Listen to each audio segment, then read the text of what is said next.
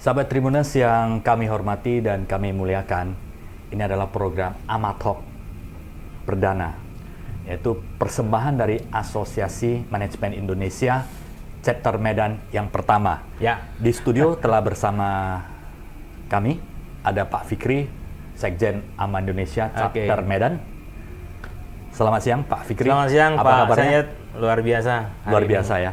Nah, ini adalah AMA Talk yang pertama, yang perdana. Kita akan cerita tentang manajemen karena AMA itu fokus ke manajemen ya. Jadi kita akan cerita seputar tentang manajemen, bagaimana fungsi dan peran manajemen untuk menumbuh kembangkan sebuah perusahaan dan bisnis ya. Nah, sebelum kita masuk ke topik, yaitu urgensinya dari sistem, strategi, structure, culture, dan leadership ya. Kita akan sharing mengenai itu secara berkala, dan AMA Talk ini akan dilakukan secara berkala setiap bulan sekali, dan ada 23 series ya. Ada 23 series yang tentunya dari narasumber members AMA yang berbeda-beda yang akan memberikan sharing informasi kepada sahabat Tribuners semuanya. Ini adalah wujud persembahan Asosiasi Manajemen Indonesia Chapter Medan untuk sahabat Tribuners dan masyarakat Kota Medan, Sumatera Utara. Pak Fikri, untuk penjelasan tentang AMA ini seperti apa dan program-program AMA, silakan Pak Sekjen. Asosiasi Manajemen Indonesia ini adalah asosiasi satu-satunya ya yang resmi, sudah lahir sejak tahun 90 Pak Sanyet dan Tribuners semuanya, kumpulan daripada para profesional ya, para CEO ya, para direktur ya, termasuk juga UMKM kalau dia owner. Kemudian juga kalau dia di pemerintahan adalah para kepala-kepala bidang, kepala dinas, ya, para profesional di kampus, ya, para ketua jurusan, para dekan, para trainers, para konsultan, ya, yang kemudian ingin meningkatkan profesionalisme, Pak Sanyet. Yang pertama, yang kedua meningkatkan networking dan berkontribusi dalam hal manajemen kepada Indonesia. Nah, untuk bulan ini, Pak Sanyet dan para Tribuners, AMA punya 2 program. Yang pertama adalah kita akan ada industrial visit ke sebuah televisi luar biasa, DAI di Kota Medan, nanti tunggu saja di tanggal 23 September. Silahkan, kami membuka kesempatan para Tribuners yang ingin bergabung di industrial visit. Yang kedua, Pak Sanyet, adalah AMA Networking Night. Ini di malam hari, tepatnya Jumat malam tanggal 16 September. Silahkan hadir dan kita akan bernetworking, saling membagi, dan kemudian kita mendapatkan opportunity kepada Tribuners semuanya. Demikian Pak Sanyet. Luar biasa Pak Sekjen AMA Indonesia Chapter Medan. Nah, sahabat Tribuners, ini luar biasa sekali Asosiasi Manajemen Indonesia ya. Jadi kita bisa kumpul bersama, kita bisa mendengar seminar, webinar bersama, kita bisa belajar bersama tentang bisnis dan manajemen. Kita bisa juga networking bersama, kebersamaan ya.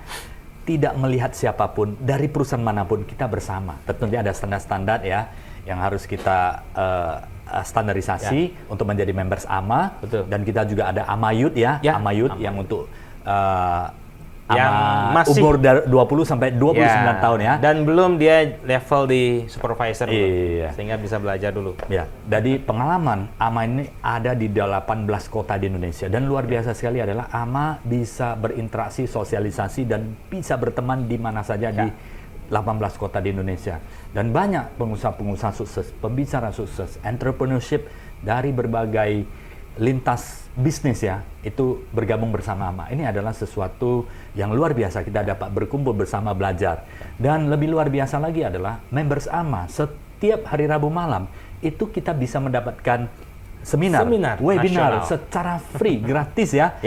Pembicaranya luar biasa, ada direktur, CEO, pembicara seperti Rabu yang sebelumnya itu adalah Pak Tung ya, dan itu free untuk member AMA. Jadi untuk sahabat Tribuners dimanapun kita berada, bagi yang belum join ke member AMA, silakan ya, nilai positifnya sangat banyak sekali, sangat luar biasa, yang akan membantu profesionalisme kita menjadi semakin baik dan karir maupun bisnis kita semakin maju ke depannya. Nah, Pak Fikri, kita akan bahas tentang perusahaan, pentingnya sistem SDM, culture, dan leadership ya, untuk mendukung sebuah perusahaan menjadi maju, berkembang, autopilot, dan sustainable. Bukan hanya setahun, 2 tahun, Ya. tapi untuk jangka yang panjang, Selamanya. berkembang secara terus-menerus. Ya. Nah ini, kenapa sebegitu penting? Betul, Pak Sanyet. Ini pengalaman Pak Fikri nih. Pada prinsipnya, semua perusahaan, semua pebisnis ingin 2 hal. Ya. Yang pertama, autopilot. Pengusahanya bisa jalan-jalan, bisnisnya jalan. Ya.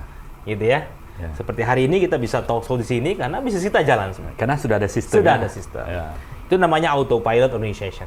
Ya, bagaimana perusahaan kemudian tetap berjalan di relnya untuk menuju visi, misi, dan strategi yang ditetapkan. Itu adalah keinginan semua pengusaha Pak Sanyet. Dan semua para profesional, para manajer, para CEO, para supervisor, bahkan level yang terkecil adalah level leader.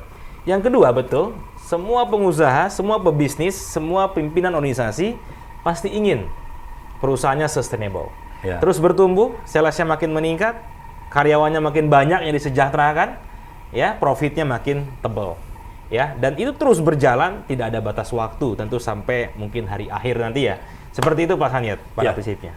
Jadi di dalam untuk menjadikan sebuah perusahaan bisnis sustainable dan Ya. profitable serta autopilot, Autopilot. ya, dia dapat berjalan dengan baik walaupun CEO, C-level, Vice President dan sebagainya ada kegiatan lain itu bisa didelegasikan. Betul. Ini ada 5 faktor ya. 5 faktor. Strategi, Sistem, sistem, human human, resource, Culture, culture and dan leadership. Kita bahas satu persatu dulu, Pak. Siap. Strategi. Ini Strategi. kenapa pentingnya strategi, Pak? Baik, Pak Sanyet. Ini adalah bagannya. Ya. Ada 25 tools, Pak Sanyet, yang nanti kita akan bedah selama AMA Series ini dan akan menghadirkan para pimpinan perusahaan dari berbagai perusahaan di member AMA yang akan sharing kepada kita bagaimana pelaksanaannya di perusahaan tersebut. 25 tools ini, Tribuners semuanya. Ya, ini adalah bagannya. Ya, mari kita bahas yang pertama. Betul Pak Sanyet. Untuk membuat perusahaan semakin sustainable, tentu harus ada strategi yang tepat. Nah, model ini sudah dibuktikan secara empiris ya di beberapa perusahaan termasuk di perusahaan saya. Kemudian juga tentu dibuktikan secara akademik. Dan ini kebetulan Pak Sanyet sudah menjadi disertasi saya di doktoral kemarin. Luar biasa. Alhamdulillah sudah dipromosikan dan publikasikan secara baik. Luar Jadi biasa, Pak. mudah-mudahan bisa terbukti secara akademik. Nah, strategi kita coba menggabungkan berbagai teori. Jadi strategi yang dibangun adalah dari mulai visi dan misi. Nanti kita akan sharing kepada para pimpinan AMA perusahaan bagaimana membangun visi misi yang jelas. Jadi sebuah perusahaan, apapun perusahaannya, termasuk UMKM, termasuk startup, yang paling penting pertama adalah visi dan misinya. Harus memiliki tujuan Harus yang memiliki tujuan jauh ke jelas. depan ya. Ini adalah gambaran tentang masa depan perusahaan. Ya. Ini yang dijual kepada para karyawan sehingga mereka bisa ikut dengan kita. Ya, kenapa mereka ikut dengan kita? Karena punya visi yang jelas. Gitu ya. Yang kedua adalah target yang jelas. Hari ini memang target kita tidak bisa cukup panjang. Hari ini perusahaan-perusahaan paling mentok juga bisa bikin target sampai 3 tahun ke depan. Kalau dulu kita bisa bikin target sampai 5 tahun ke depan untuk mencapai visi tadi. Tapi kalau sekarang 3 tahun. Di perusahaan saya pun hanya 3 tahun. Kenapa? Karena zaman Kecepatannya sudah begitu cepat ya. tuna, betul Iya. Pak. Turbulensi, uncertainty-nya, ya, teknologi yang terus berubah, novelty, dan ambiguity, Pak. Kemudian setelah target, tentu sebelum melakukan inovasi untuk mencapai target itu, Pak Sanyet, tentu perlu kita menggunakan 3 hal. Perusahaan harus melakukan analisis SWOT, Pak. Ya, bagaimana peluangnya, bagaimana ancaman yang terjadi, apalagi sekarang luar biasa. Saya kira kita bisa tidak dihadapkan dengan kondisi ancaman dan peluang. Bukan hanya di dalam negeri ya, Iya. tapi internasional. Internasional. Termasuk bagaimana fluktuasi harga BBM global dunia yang haruskan kita harus naikin harga BBM. Itu juga adalah salah satu SWOT kita. Kemudian kita melihat ke dalam, melihat pesaing kita, bagaimana strengths kita, kekuatan, bagaimana weakness perusahaan kita dengan kelemahan. Sehingga kita bisa memaksimalkan kekuatan, bisa kemudian memperbaiki kelemahan kita dibandingkan kompetitor, kita juga bisa menangkap peluang, dan satu lagi kita bisa menghindari dan mengantisipasi ancaman. Yang kedua adalah tentu kita juga harus problem solving. Perusahaan yang terus sustainable adalah perusahaan yang problem solving. Dia tahu target tahun lalu kemudian melakukan solving the problems, target yang belum tercapai, lalu melakukan action-action untuk kemudian solving problems. Sehingga di tahun mendatang problem itu tidak terulang lagi. Yang ketiga Pak Sanyet, tentu saja sebelum action, sebelum inovasi adalah analisis resiko. Hari ini zamannya tuna. Siapa yang menyangka COVID akan menyerang tahun 2020? Tidak ada yang tahu. Dan hari ini kita nggak tahu. Ya. Mungkin tahun depan akan ada COVID baru dan sebagainya. Hari ini ada penyakit-penyakit baru. Sehingga analisa resiko ini sangat penting bagi seluruh organisasi perusahaan. Sehingga perusahaan akan bisa melakukan mitigasi resiko. Sehingga ketika resiko terjadi, tentu perusahaan sudah siap dan tidak akan terlalu kolaps. Baru setelah itu, Pak Sanyet dan Tribuners adalah inovasi. Maka inovasi yang dihasilkan nanti adalah inovasi yang betul-betul tepat, sehingga bisa betul-betul memenangkan persaingan.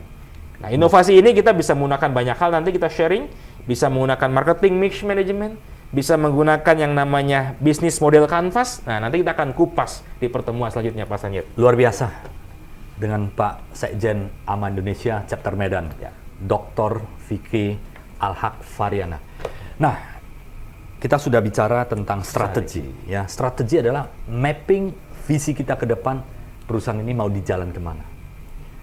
Kemudian harus didukung oleh inovasi supaya perbaikan itu positif. Ya, di dalamnya processingnya ada analisis SWOT, Ya. mitigasi risiko, dan problem solving. Nah, sekarang kita ke sistem. Pentingnya sistem, Pentingnya Pak, sistem. untuk sustainable dan autopilot.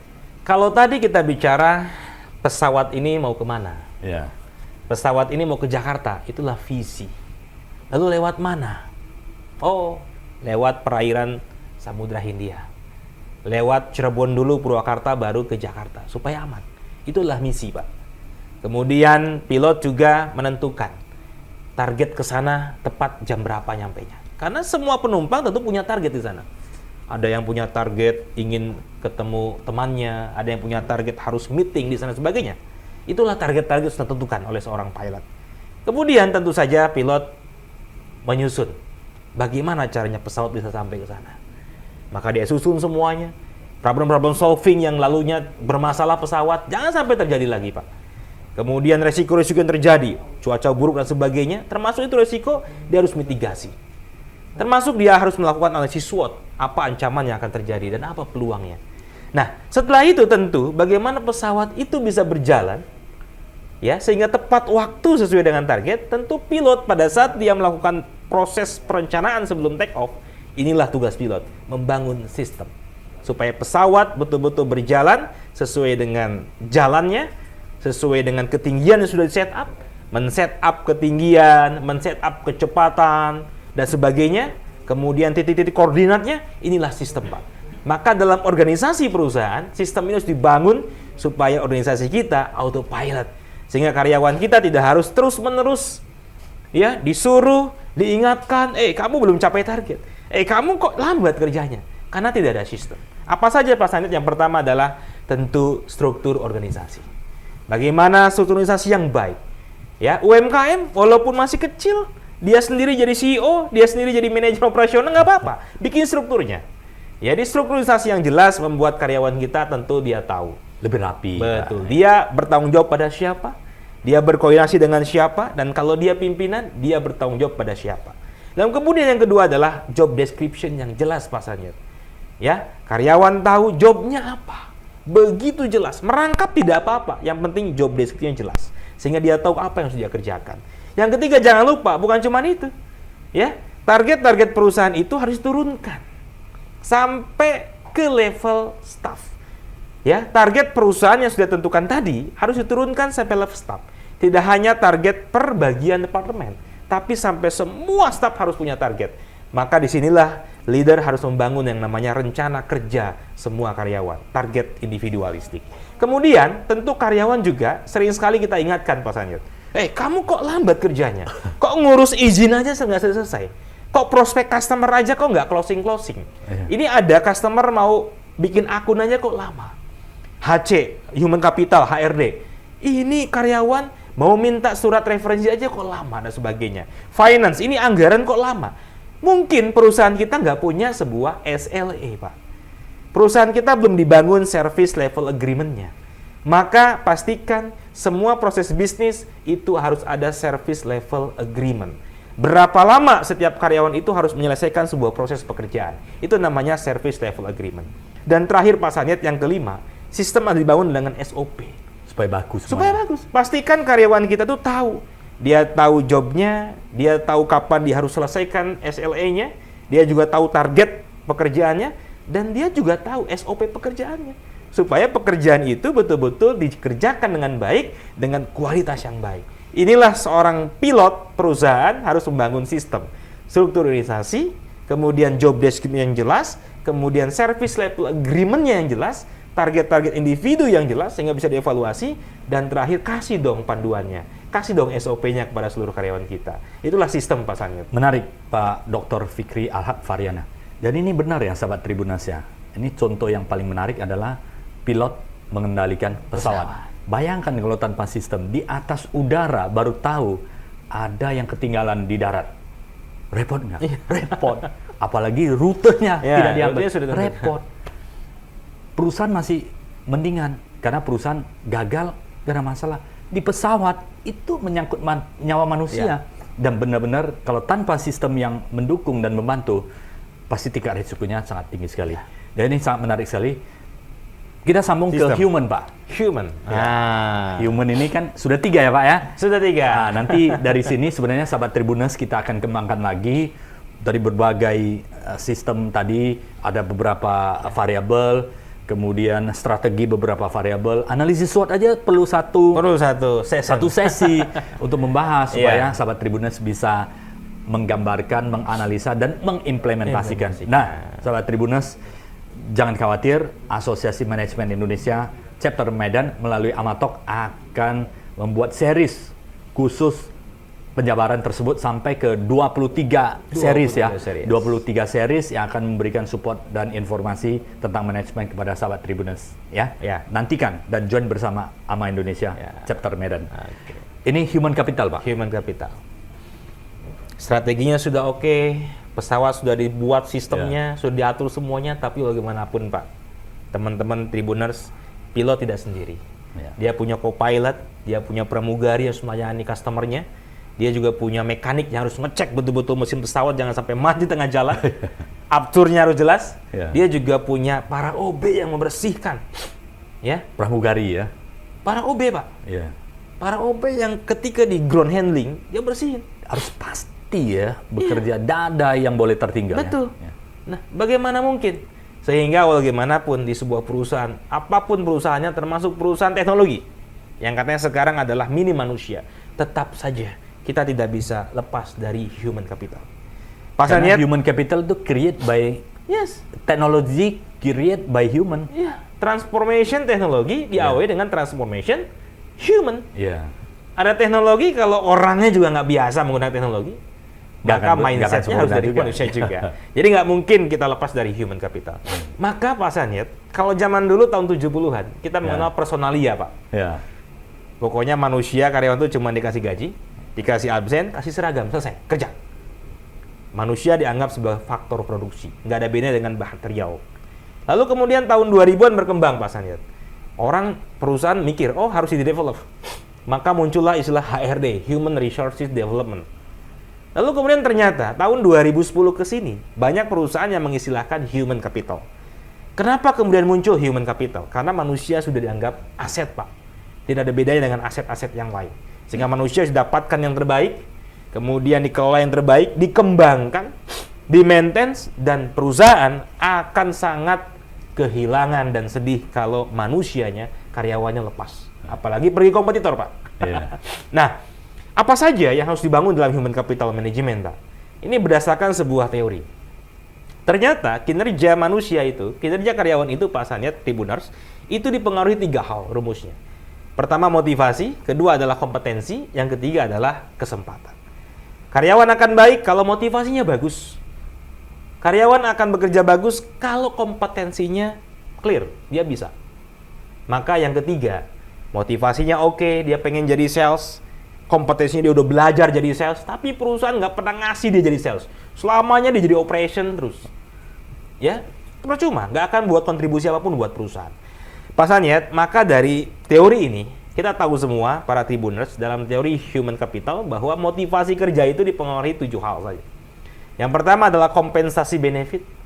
Maka perusahaan yang pertama harus membangun sistem kompensasi benefit yang baik, yang adil dan memotivasi. Tidak harus besar. Karena UMKM mungkin tidak mampu untuk besar. Tapi yang penting adalah memotivasi dan adil. Sehingga jangan sampai kita buat sistem kompensasi benefit yang tidak memotivasi. Yang kerjanya bagus sama yang tidak bagus sama aja. Nah, itu kompensasi yang baik, itu harus tidak seperti itu. Yang kedua adalah sistem reward. Karena karyawan akan termotivasi karena reward. Ya, harus ada sistem reward dalam sebuah perusahaan. Pimpinan perusahaan, para manajer, para leader harus membangun sistem reward. Dan reward itu tidak harus besar, tidak harus pergi ke Prancis, tidak harus umroh, enggak. Bikin reward kecil. Yang penting adalah ada sistem buah reward. Karena bagaimanapun teorinya manusia akan bekerja baik kalau dia diberikan terima kasih, Pak. Yang ketiga harus membangun sistem punishment. Pastikan semua perusahaan, termasuk UMKM, harus buat yang namanya PP, peraturan perusahaan. Peraturan perusahaan bagi perusahaan yang sudah besar tentu ada aturannya. Harus dilegalisasi oleh Dinas Tenaga Kerja dan yang lainnya. Tapi UMKM juga sudah mulai membangun peraturan perusahaan. Dan punishment itu penting. Kalau reward adalah untuk yang di atas standar, kalau punishment adalah ketika dia di bawah standar. Nah, kemudian yang keempat, perusahaan harus membangun sebuah lingkungan kerja yang baik. Lingkungan kerja, fisik. Kesehatan, keselamatan kerjanya harus dibangun, sistem K3-nya harus dibangun, Pak. Kemudian 5R. Ini juga harus standar-standar seperti ini harus dikembangkan dalam perusahaan. Karena bagaimanapun lingkungan kerja yang baik, yang nyaman, yang sehat, dan tidak selamat, tentu membuat kinerja karyawan akan semakin baik. Dan yang kelima adalah standar kompetensi, Pak. Ya, perusahaan harus membangun standar kompetensi. Pastikan setiap individu, profesi di setiap perusahaan, Pak, ada standar kompetensinya. Ya, ada kamus kompetensinya. Sehingga apa fungsinya kamus kompetensi? Ketika kita merekrut harus sesuai dengan standar kompetensi. Ketika kita mendevelop seorang karyawan, seorang staff, seorang position, manager, jelas standar kompetensinya. Sehingga HRD pun tidak bingung ketika membuat development standar kompetensi. Dan yang terakhir, ingat ya, tentu karyawan akan termotivasi kalau karirnya jelas. Maka perusahaan yang berkembang, yang sustainable, yang karyawannya bekerja luar biasa, kalau dia menjanjikan karir path yang jelas. Artinya perusahaan juga harus growth ya, Pak? Growth. Bagaimanapun kita harus bikin karir path. Para leader harus melakukan coaching dengan timnya untuk melakukan karir path system. Dipastikan karir path itu dimiliki oleh seluruh individu setiap posisi di perusahaan kita. Sehingga dia jelas, dia mau kemana. Sehingga dia kalau development untuk menuju ke sana, dia juga jelas sangat kompetensinya. Jadi itulah 6 tools yang harus ada dalam human capital management. Kalau betul-betul kita ingin perusahaan kita punya kinerja yang baik, sehingga bisa menjalankan sistem yang sudah dibangun, dan sudah akan mencapai strategi. Karena bagaimanapun, strategi bagus pun, sistem sebaik apapun, kalau manusianya nggak punya kinerja yang baik, tentu problem, Pak. Karena engine yang menggerakkan itu harus manusia. Tetap manusia, nggak mungkin semuanya otomatis. Saya kira itulah human capital, Pak. Yap. Kita ke culture, Pak. Culture. Pentingnya culture. Oke. Perusahaan. Pak Sanyet, para tribuners, banyak perusahaan yang dulu servisnya bagus, Pak. Sehingga growth. Masyarakat mengenal perusahaan itu servisnya bagus. Tiba-tiba perusahaan itu drop. Kenapa? Tiba-tiba kalau dulu seorang pimpinannya begitu tegas, Pak. Disiplin. Ada yang terlambat masuk, diingatkan. Ada yang pakaiannya sembarangan saja, diingatkan. Ada yang tidak jujur, mencuri produk, sedikit saja, Pak, dikeluarin. Begitu disiplin. Tapi tiba-tiba CEO-nya ganti, Pak. Tiba-tiba supervisornya ganti. Supervisornya santai. Ya, nyuri sedikit, dah maafkan saja. Ya, tidak masuk kerja, maklumi, dan sebagainya. Akhirnya perusahaan itu drop. Kenapa? Karyawannya tidak disiplin. Yang tadinya bisa mendelivery lebih cepat, akhirnya lambat. Berpengaruh sekali terhadap pelayanan, Pak. Akhirnya perusahaan drop, bahkan bisa hancur. Inilah culture, Pak. Walau bagaimanapun perusahaan, tugas leader adalah menjaga culture, Pak. Budaya perusahaan. Jadi kadang kita sepele dengan budaya. Padahal perusahaan-perusahaan besar, Pak, semuanya bicara budaya. Bagaimana dulu Nokia connecting people, itu budaya. Bagaimana Honda kita kenal the power of dreams. Hari ini adalah satu hati. Dan bagaimana ketika Pak Erick Thohir diangkat sebagai Menteri BUMN, Pak, yang pertama kali beliau rubah apa? Culture. Sekarang kita ingat, dulu yang namanya BUMN, culture-nya beda-beda. Sekarang sama semua, akhlak. Betul ya, akhlak ya. Akhlak itu kalau para tribuners baca itu, amanah, ya, kemudian juga ada loyalty, adaptif, kolaboratif. Itu akhlak. Semua BUMN sekarang nilainya akhlak dan semua didengung-dengungkan. Kalau kita pergi ke ATM, maaf ya, yang kita lihat pertama kali apa? Akhlak. Apa itu akhlak? Itu adalah budaya. Maka dalam budaya Pak Sanyet para tribuners ada dua hal. Pertama adalah nilai-nilai organisasi, value. Akhlak BUMN itu adalah value. Dan setiap perusahaan besar pasti punya value. Value itu bukan hanya slogan, bukan hanya dipajang, tapi betul-betul menjadi sebuah karakter. Ya, karakter. Dia betul-betul diimplementasikan dalam bagaimana bicaranya karyawan, bagaimana cara kerjanya karyawan, bagaimana cara interaksinya karyawan, semua adalah berdasarkan value, Pak. Berarti orang BUMN itu harus amanah, harus loyal, harus kolaboratif, harus adaptif, dan harus humanis. Karena akhlak. Kemudian yang kedua, Pak Sanyet, kita lihat bagaimana perusahaan-perusahaan besar punya the meaning of works. Ya, contoh, Honda, the power of dreams. Berarti semua orang Honda memang semangatnya bermimpi. Makanya Honda dari dulu apa? Innovation. Ya, kemudian Nokia waktu itu, Pak, connecting people. Berarti dari mulai tukang soldernya, tukang produksinya, tukang jualannya, sampai kemudian direkturnya, mereka punya semangat apa? Mengkonekkan manusia di seluruh dunia. JNE, connecting happiness, menyambungkan kebahagiaan. Dari mulai kurirnya, dari mulai orang finance-nya, sampai OB-nya, security-nya, pokoknya menyambungkan kebahagiaan. Itulah namanya the meaning of works. Maka culture ini penting karena menjadi sebuah budaya di sebuah perusahaan. Dan pastikan kita cek semuanya, perusahaan-perusahaan besar dan terus bertumbuh, mereka yang punya nilai-nilai perusahaan dan mereka yang punya the meaning of works yang betul-betul dilakukan dan tidak hanya slogan, Pak Sanyet. Itulah culture, Pak. Dan culture yang bisa membuat perusahaan bertahan untuk jangka waktu yang lama ya, karena tradisi atau nilai-nilai baik itu diturunkan secara terus-menerus. Betul. Oke, yang terakhir Pak, ini Yang tentang terakhir. leadership. Nih, pentingnya sebuah leadership untuk autopilot.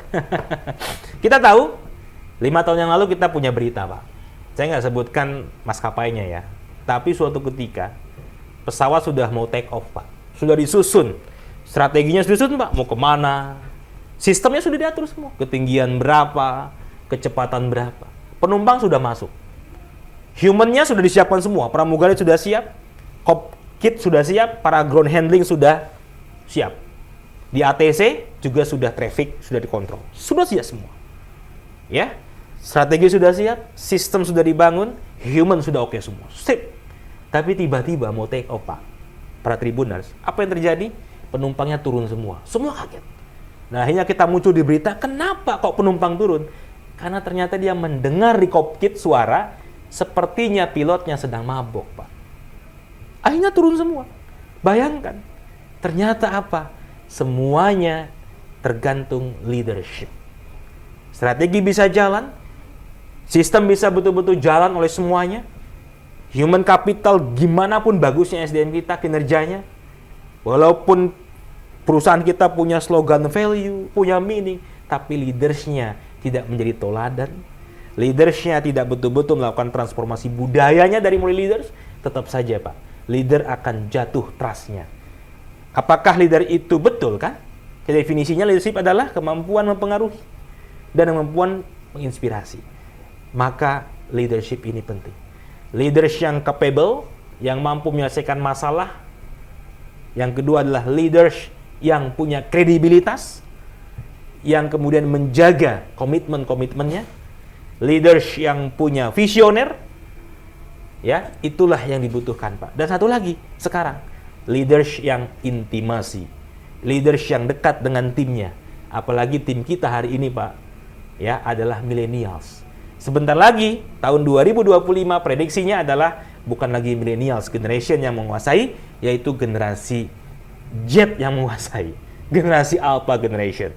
Dan betul-betul disinilah leadership tidak hanya capable, tidak hanya credible, tidak hanya punya visi yang dia jual kepada timnya, dia juga harus intimasinya baik. dia harus dekat dengan karyawannya semuanya. Itulah leaders, Pak. Strategi bagus, sistem dibangun, human capital kemudian dikuatkan, budaya dijaga, dan jangan lupa, leader juga harus memberikan sebuah teladan dan transformation. Leader ada di depan, di tengah, dan di belakang untuk mensupport keberhasilan sebuah perusahaannya. Luar biasa Pak Fikri. Jadi sahabat Tribuners ya, yang belum join ke members AMA, jadi anggota Asosiasi Manajemen Indonesia, chapter Medan khususnya, segera bisa mendaftar di mana Pak? Daftar saja di ama.org. ama.org. Nanti teman-teman sahabat Tribuners yang mendaftar akan diundang ke grupnya member AMA. Di sana akan mendapatkan dukungan yang luar biasa tentang bisnis dan manajemen ya. Atau bisa kontak, nah, nanti di bawah ini ya. Kontaknya ada, WhatsApp, telepon, nanti ada formulirnya ya. Kalau masa iuran, sementara ini kita belum ada iuran. Luar biasa ya. Ya, jadi silakan. Ya, sekali lagi syaratnya apa? Satu, kalau Anda adalah seorang profesional di perusahaan, Anda harus level supervisor minimal. Ya, supervisor sampai direktur. Kalau Anda owner, ya, sekecil apapun atau besar perusahaan Anda, kalau Anda owner, silahkan daftar. Ya, mau UMKM, mau startup, mau perusahaan besar, owner. Kalau Anda di akademisi, silahkan. Anda seorang ketua jurusan, Tribuner seorang dekan, rektor, silahkan daftar. Kalau Anda sebagai seorang consulting, silahkan. Para konsultan, para pemilik lembaga-lembaga konsultan juga silahkan. Pasalnya juga ini pemilik dan sekaligus konsultan juga dia di Trend Development Center-nya. Kalau Anda sebagai apa lagi? Ya, di pemerintahan, para ASN silahkan. Kalau Anda sudah minimal ketua bidang, bisa gabung di AMA. Karena AMA memang punya syarat seperti itu. Tapi, kalau ada yang usianya di bawah 25, Pak Sanyet, di perusahaannya belum jadi supervisor, atau masih jadi mahasiswa tingkat akhir, ingin menjadi pengusaha, silahkan daftar di AMA Yacht.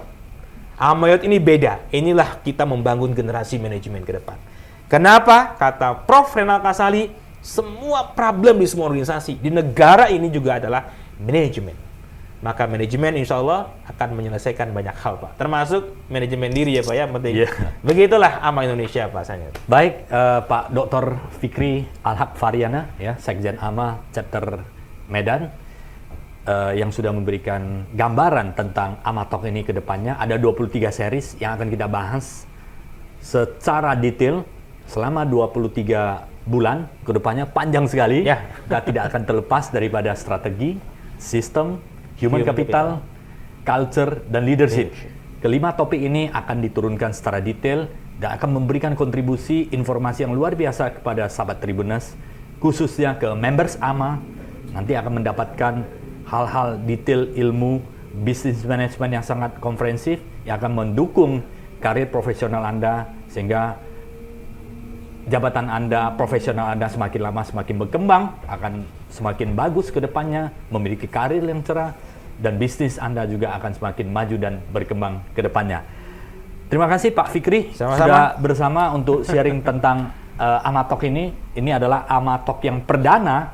Nantikan AMA Talk yang kedua, series yang ketiga.